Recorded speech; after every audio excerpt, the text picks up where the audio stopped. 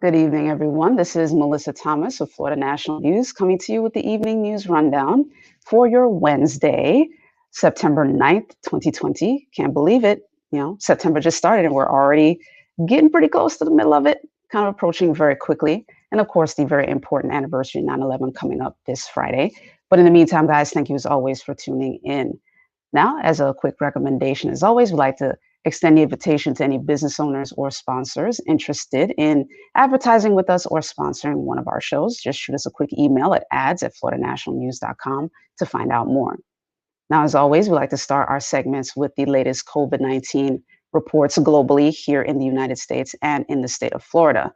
So globally, the World Health Organization is reporting over 27.4 million confirmed cases and nearly 895,000 confirmed deaths. Here in the United States, Johns Hopkins University is reporting 6.33 million confirmed cases and pretty much the 190,000 mark in terms of confirmed deaths. Here in the state of Florida, the Department of Health is reporting over 652,000 confirmed cases. And as you see, we are past the 12,000 mark in the total number of confirmed COVID-19 deaths here in the state of Florida. Now, jumping into our global story, you guys have been hearing our reports of what's going on in the UK. Now, due to the kind of increase in cases that they're seeing, they have reduced their gathering limit to 6. So anyone that's in the UK that wants to gather socially or just in person, whatever, they are saying no more than 6 people. Anything above that is officially illegal as of Monday. With some exemptions amid, a steep rise in the COVID-19 cases. Now, a new legal limit will ban larger groups meeting anywhere, indoors or outdoors. By the way, this 6 max is indoors or outdoors. Now, there are a few exceptions, including schools, workplaces, or COVID-secure weddings, funerals, and organized team sports. Very interesting. Now, there is an enforced fine, so a 100-pound fine for anyone who does not comply with police, and it will double to a maximum of 3,200 pounds. So again, guys, continue to stay safe, particularly if you're tuning in from the UK. Now, several exemptions apply to the new rules, which come into force on September 14th, with households and support bubbles bigger than the 6 people unaffected. Prime Minister Johnson said, quote, "We need to act now to stop the virus spreading. So we are simplifying and strengthening the rules on social contact, making them easier to understand and easier for the police to enforce. It is absolutely critical that people now abide by these rules and remember the basics: washing your hands, covering your face, keeping space from others, and getting a test if you have symptoms." Now, any group of 7 or more people gathering anywhere, quote, "risks being dispersed by police or fined for non-compliance." The change applies to people in England of all ages and to gatherings indoors and outdoors, in private homes, public outdoor spaces, and venues such as pubs and restaurants. So if you're in the UK, we continue to exhort you guys to be careful as well. Now, jumping here to the United States, there's actually an alarming number of children that have tested positive for COVID-19, over 500,000, according to a new report. So again, continue to stay careful, ladies and gentlemen, and continue to keep your families safe. Roughly 500,000 children, according to a joint report from the American Academy of Pediatrics and the Children's Hospital Association. Now, this report was released in early September, and it said that the exact number, is 513,415 children that have tested positive for the virus since the onset of the pandemic here in the US. The report also noted that roughly 70,000 COVID-19 cases among children were reported between August 20th and September 3rd. So basically the final 2 weeks of the month of August and the beginning of September, which represents a 16% increase in child cases from the previous 2 weeks.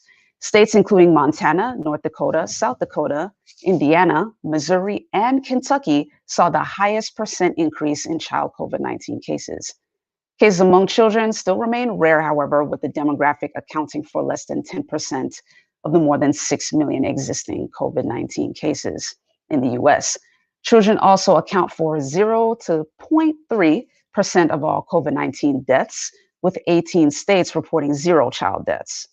Now, the American Academy of Pediatrics and the Children's Hospital Association have been regularly releasing data on child COVID-19 cases this year.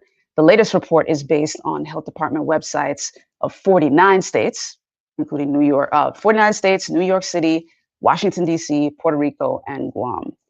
Now, the reports note that age ranges for children vary from state to state, so you got to be careful with that.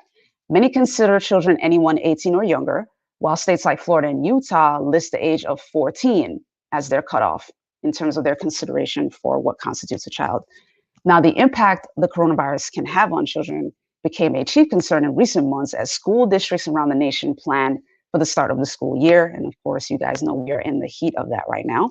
More than 1 million students started school on Tuesday, with the majority of the biggest districts in the US doing it remotely because they want to continue to remain careful. The AAP has pushed for all children older than 6 months to get a flu vaccine before the end of October, noting the possibility of the COVID-19 outbreak combined with flu season. I'm sure you guys have had that conversations around your dinner table as well. It's a very important thing to consider. Now, speaking of students and children coming here to the state of Florida, some 400 plus students and faculty in Osceola County have been required to self-isolate after some 36 confirmed COVID-19 cases in the schools there. Now, a bit more information about that. The newest COVID-19 incident report from Osceola County Schools outlines confirmed cases and exposure specifically for the week of August 31st. And in that report, they saw the 36 positive cases among students and school personnel. As a result, the exact numbers for you guys, 395 students and 25 staff, 25 personnel have been asked to quarantine due to the exposure. Now, new reports from Osceola County, if you want to find out more, those new reports are released every single Monday. So if you guys are waiting to learn to find out more, you guys will get a newer report as of this coming Monday. Now, in the meantime, guys, we're going to take a quick commercial break and we're going to come back with some more stories for you. Stay tuned.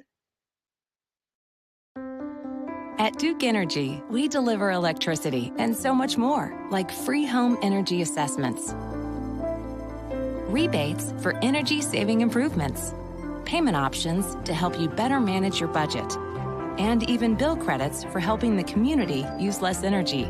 So no matter what you're doing, we can help you make better energy choices every day. It's just another way we bring power to your life. How much can you save?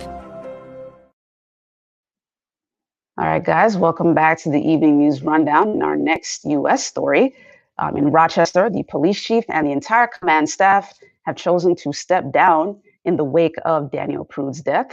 Now, just to catch you guys up on that, the incident with Daniel Prude actually taken place in March, but the police chief there has chosen to go ahead and step down.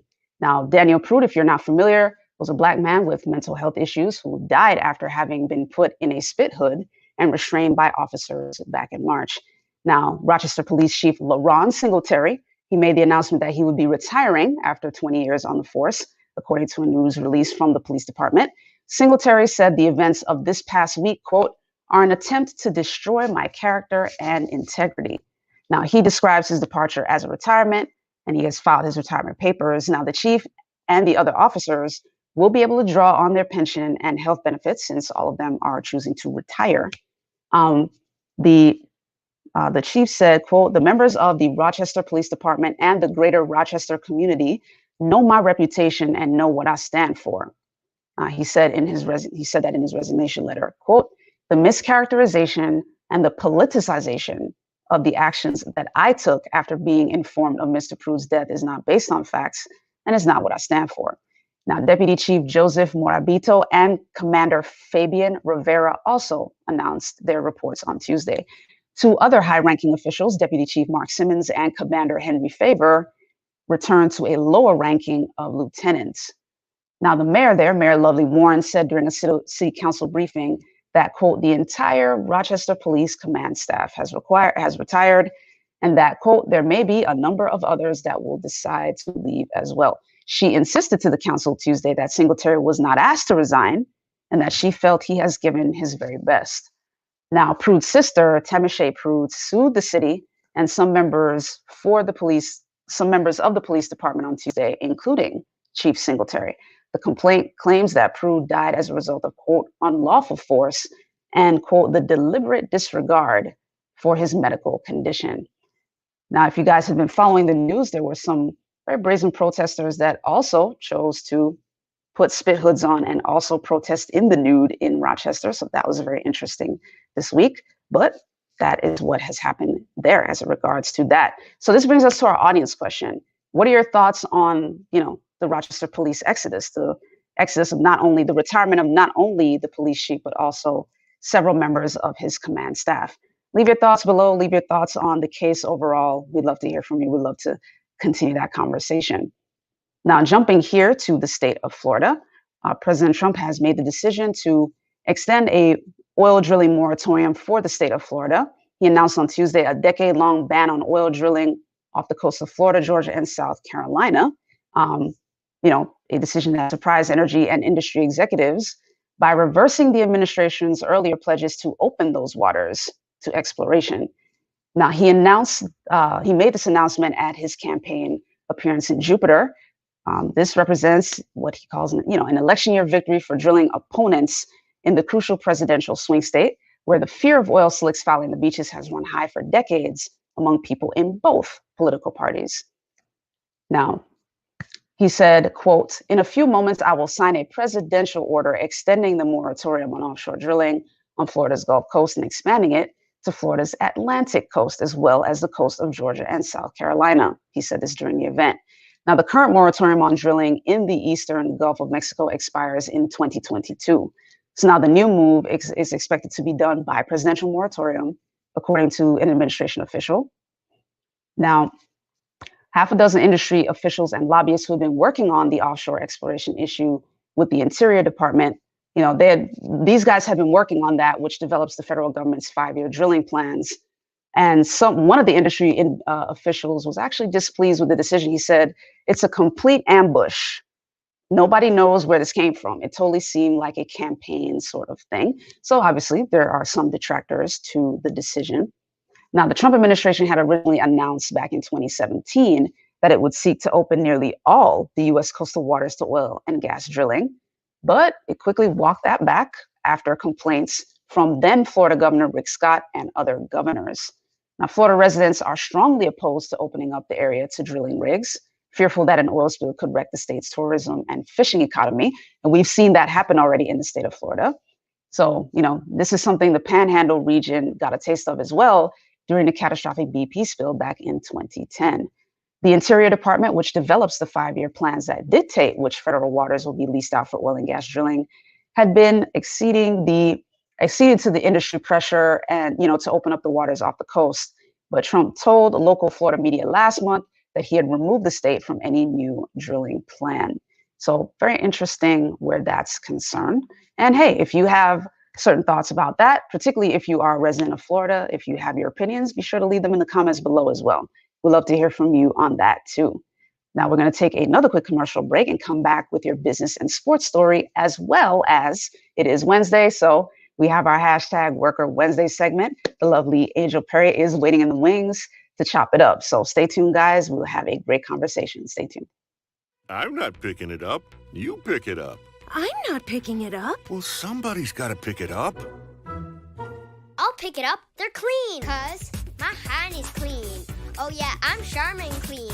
That's how I know they're clean. Charmin Ultra Strong is woven like a washcloth and just cleans better. Yeah, I'm Charmin Clean. The kid does have a That's point. My hand is clean. Enjoy the go with Charmin.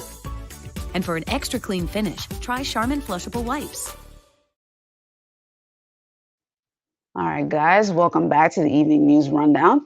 In our business story, if you're looking for a job, the U.S. Postal Service is hiring for the holidays in Central Florida. So that's a bit of good news given what we've been hearing so far concerning the USPS, especially as it pertains to the elections. But the Postal Service in Central Florida is set to hire 1,000 employees. Now, they're looking to employ workers for a variety of positions, and they said successful applicants will work at one of 7 mail processing and distribution centers from November 7th all the way through January 1st. Holiday openings include mail processing clerks who will get paid $18.15 an hour, and mail handler assistants who will get paid $16.55 an hour. Now, positions are at several mail processing and distribution centers, including at the Orlando location on Post Office Boulevard. Positions will also be available at annexes in Lakeland, Melbourne, and Tampa, according to the U.S. Postal Service. So that's a bit of good news for anybody looking for a job there.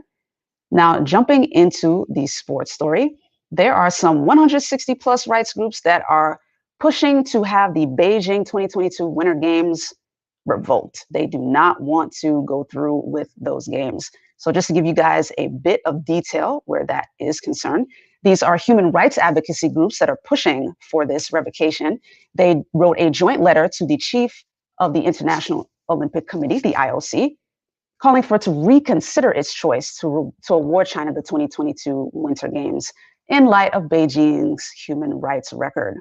It is the largest such coordinated effort so far, following several months of similar calls from individuals' rights groups, and comes as Beijing is facing increased international backlash over policies, including its treatment of ethnic Uyghurs in Xinjiang and new security laws in Hong Kong. And you guys heard us talk a little bit about this yesterday with Janicia Stoudemire out of LA in regards to the star of Mulan, who she had expressed support for the Hong Kong police with regards to all of that unrest over there. Now, in the letter, it says, quote, the IOC must recognize that the Olympic spirit and the reputation of the Olympic Games will suffer further damage if the worsening human rights crisis across all areas under China's control is simply ignored. Now, this letter was released on Tuesday. The letter argues that the prestige of the Beijing 2008 Olympics emboldened the government to take further actions, including programs targeting Xinjiang Uyghurs and other ethnic policies. China's foreign ministry didn't immediately respond to a request for comment on the letter, but has on many occasions fiercely defended its rights record. It maintains policies in Xinjiang, Tibet, and Hong Kong are key to national security and social stability. Among the letter's signatories are Uyghur, Tibetan, Hong Kong, and Mongolian rights groups based in Asia, Europe, North America, Africa, and Australia. Now, last month, prominent Uyghur rights group World Uyghur Congress launched a similar appeal to the IOC over what it said were crimes against humanity in Xinjiang. Now, the IOC responded that it would remain neutral on political issues and said it had received assurances from Chinese authorities that they would respect the principles of the Olympic theater. So very interesting. The Olympic Charter, excuse me. Now, China has already made extensive preparations for the upcoming games, and they say they are on track to be held from February 4th to 20th in 2022.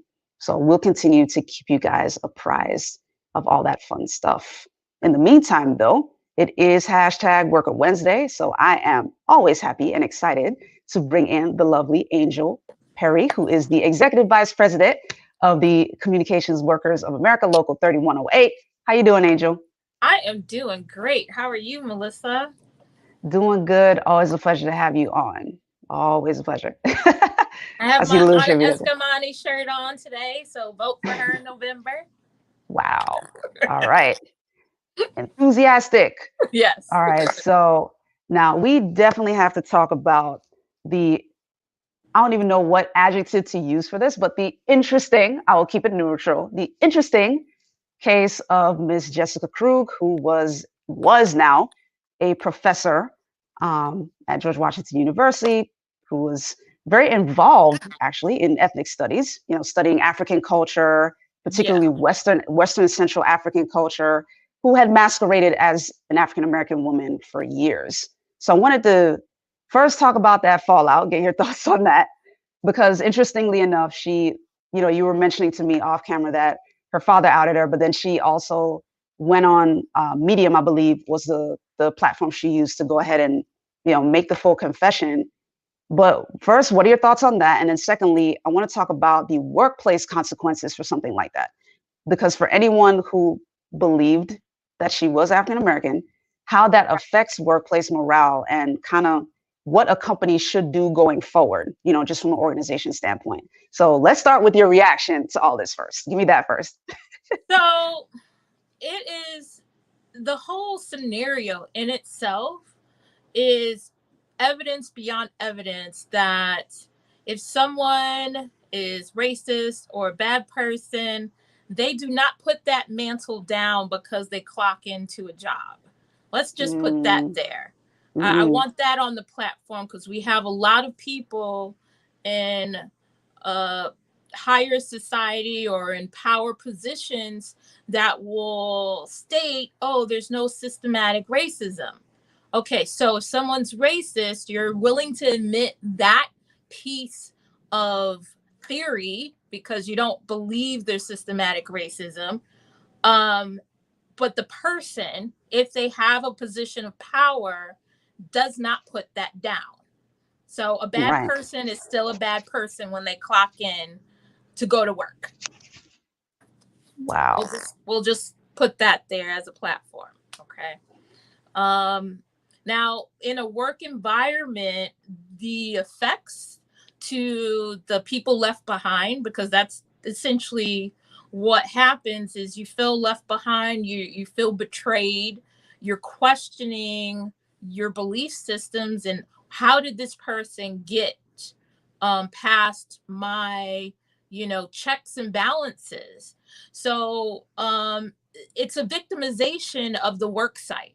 So no different than any con artist, because it is a con. She had African studies in different countries in the continent of Africa. And then living in New York City for a time in the Bronx, you can mimic people.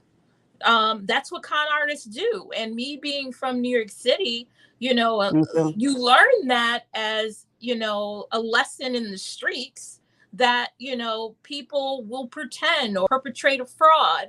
And that's all that she was doing. She put on a skin, no different than a serial killer, and walked around with it.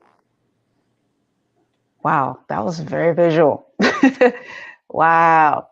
Okay. On this one, we have to be very stark contrast, because the second we excuse it is the second that we just help the bad people win. It has to be a stark contrast. It has to be laid out. A spade is a spade. A duck is a duck. And do you think, given the timing of this revelation, do you think there's a difference in the backlash now versus what we saw with Rachel Dolezal a few years ago when we found out that she had been masquerading as well, in terms of a socio-political climate where we are in the US now? So because more people are aware of the plight, that there is disparity of treatment, there is marginalized groups, there are more people aware of the social constructs to suppress and oppress people, that gave a heightened awareness when she came forward. With Rachel Dolezal, they were like, oh, she wore braids, she did this, she had kids that, were quote unquote, mulatto or whatever the story was with her. She had a lot of excuses of why she did not want to own her parents and how she was raised. This one's really no different in that same psychological concept that I'm going to be something else other than what I was raised. But the society response is more negative. There's more attention to it. People are very angry about it. I'm pretty sure she's not going to walk down the street by herself for a long time. Unfortunately, that's the results and responses when you already have a marginalized group suffering quite a bit, and then you're gonna walk into that realm and pretend. So you get what you get, I guess. Right. And to that point, I actually saw someone do a kind of a vlog. I didn't watch the full video, but just the headline of the video got me thinking, because the person said, hasn't Jessica Krug suffered enough? And in my opinion, obviously this was done by someone of the fair persuasion. But my answer to that question is no. And not necessarily from a perspective of she deserves worse, but simply because of what you and I are talking about now, which is the heightened awareness from the court of public opinion. Like there's already so much going on in the country as it is, between COVID-19 and all of the protests going on across the country. You know, stuff going on in Portland, stuff going on in Rochester, stuff going on in New York, here in Florida. Like, there are a bunch of protests as it relates to police brutality and racial inequality and things like that. So for this news to break here, there, like, I say my answer to that is no, because I just don't think it's run its course yet. Like, there's still a lot of backlash still to be expressed over this. Like, we don't want to forget that, you know, when she's pretending to be another race, she gets to take it off. I don't. So when my life is in danger, which it's had in the past, I just had to deal with it. She got to wipe off makeup at the end of the day. So anything that was uncomfortable that would be, you know, as a result of contacting somebody that was racist or something that was, you know, against Black people to begin with, all she had to do was take a shower, change her clothes, and step into her privilege. So, you know, all of us that are born this way, we have to deal with the good and the bad. We don't get to put it down. We don't get to change our complexion or our hair. You know, we have to take it all in. And she got to walk into the grace of it, you know, the prestige of it, because cultural wise, our culture is accepted around the world. Music, acting, all kinds of designs, inventions, peanut butter, the traffic light. I mean, we can go on and on and on of things that we've brought into this global society, but nobody wants to, you know, acknowledge the suffrage of the other side of it, being a minority, being a small part of the population that is looked down on as less than. So she got to take it off when it got uncomfortable for her. All of us that are born this way, we don't get to change any of it. But what's interesting to me is that she's already a part of a minority population. She's half Caucasian, half Jew. So there are pockets of the US where, you know, Jews are unfortunately frowned upon. Like, they get their share of backlash as well. So I was like, why was it necessary to cross over from one people group into the other? You know, what was the end game? You know, so she found a prize out of it. I'm sure she had her own history of racism, of being marginalized. You know, we can't take that away from her being growing up in Kansas. The Jewish population is, you know, that they deal with the very similar aspects, but her choice in stepping into Black society, I can only attribute that she was gaining. She got a reward somewhere out of it. And again, whenever it got uncomfortable, she got to take it off. Awesome. Well, thanks for, you know, discussing this with me, particularly from that workplace standpoint, because this is still unfolding. So we're only getting bits and pieces of people who were dealing with her, and, you know, them giving their reactions to, you know, this confession now. But yeah, wanted to talk to you about that from a worker standpoint, because that's a bombshell, particularly in an educational institution, right? Like, there's a certain standard, or, for lack of a better word, kind of purity, if you will, in terms of education. Like, we tend to revere education, we value it very much. So we hold our professors, our teachers, our faculty in high regard, because it's an honorable institution. So when something like that takes place in a workplace like that, that's a pretty big effect. So thanks for having a discussion with me. Her classes. There you go. Yeah. There you go. So yeah, thank you so much, Angel Perry. It is always a pleasure talking to you. Again, always a pleasure. Yes, ma'am. We will talk again next Wednesday. Absolutely. All right. So guys, we are going to take another quick commercial break, and we'll be back with your entertainment story. We will wrap up with that. So stay tuned. Always fun.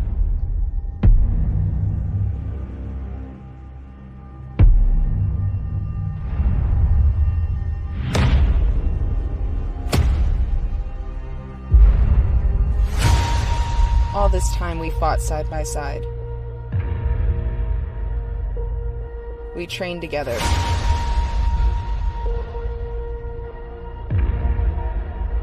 We lost together. And now, you're the only one standing in my way.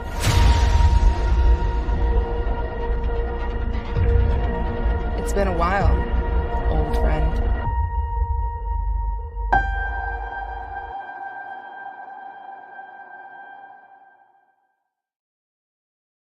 All right, guys, welcome back to the Evening News Rundown as we wrap up with the entertainment story. This is actually kind of opposite to the conversation I just had with Angel Perry, but the Academy of Motion Picture Arts and Sciences is continuing their push for what they called Academy Aperture 2025, which is their push for greater diversity and inclusion all across the Academy, not only in its leadership, but also in its eligibility requirements. And the announcement today pertains specifically to the Best Picture category. So congrats to anyone that is going to submit their films for the Best Picture category.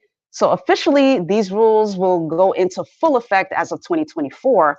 But here is the criteria, just so you guys have an idea of what's to come. Now, for anyone that is looking to submit their films, a film must meet 2 out of 4 of the standards to be eligible, and these standards are listed in alphabet sequence, standards A through D, but they all tend to revolve around involving or including underrepresented people groups, such as ethnic groups, sexual orientation, gender representation, and even in terms of physical or special needs groups. So standard A is in terms of on-screen representation, themes, and narratives. So either the lead or significant supporting actors, the general ensemble cast, and according to the criteria, 30% of the ensemble cast, or the plot itself of the movie has to revolve around underrepresented people groups. So Asians, Hispanic or Latinx, African American or Black, Indigenous or Native American or Alaskan Native, Middle Eastern or North African, Native Hawaiian or Pacific Islander, or other underrepresented race and ethnicities. And then, of course, the other people groups include women, the LGBTQ plus community, and the special needs community. Standard B includes creative leadership and project teams. So the folks behind the scenes, they want to make sure that anyone involved behind the scenes of that film that is vying for the Best Picture category, they have people from underrepresented groups included there. So casting director, cinematographer, composer, costume designer, like any of the two of the leadership positions have to include people from those underrepresented groups. So that includes the director, editor, hairstylist, makeup artist, producer, production designer, sound, visual effects supervisor, the writers, set decorators, any of these people, they have to, at least 2 of them, have to come from these underrepresented groups. And of course, they said for other key roles, they wanted to have a catch-all, at least 6 other crew or team technical positions, excluding production assistants. Production assistants are like the entry level, so they're at the bottom, but they want an increased amount of diversity in those positions. And standard C, that includes industry access and opportunities. So this involves any paid apprenticeship or internship opportunities as well. They want to make sure that folks have the opportunities from underrepresented communities to be able to work under a production company or work as part of these productions, to be able to intern, to gain their access and gain industry experience. This is part of the eligibility as well. Standard D is audience development. So this is more so in the area of marketing or anything having to do with publicity and distribution of that best picture film that wants that eligibility. And anyone that is involved in those teams for marketing, the studio or film company has to have multiple in-house senior executives among the underrepresented groups. Again, Asians, Hispanics, any minority ethnic groups, as well as from women or LGBTQ plus groups, as well as those in the special needs communities. Now, this is a mouthful. I know I went over a lot just now. So if you guys want to take a look at the full news release, you can check it out at floridanationalnews.com to find out more. But that does it here for us at the Evening News Rundown. Thank you guys so much, as always, for tuning in. And as a reminder, be sure to, if you haven't already, follow, like, share, subscribe, all that fun stuff. You can find us at Florida National News on Facebook, YouTube, and Instagram. We love to interact with you guys. Leave a comment. Let us know what your thoughts are, particularly on the audience question, or quite frankly, any of the topics that we covered. And if you want to jump in on the conversation that Angel and I had, we'd love to have you guys as well to join that conversation, because the Jessica Krug story isn't going anywhere anytime soon for right now. Like the American public is still thinking about this just in a wider context. But leave us your comments, let us know your thoughts. And hey, that'll do it for us here at the Evening News Rundown. Thank you guys so much for your time. As always, take care and stay safe.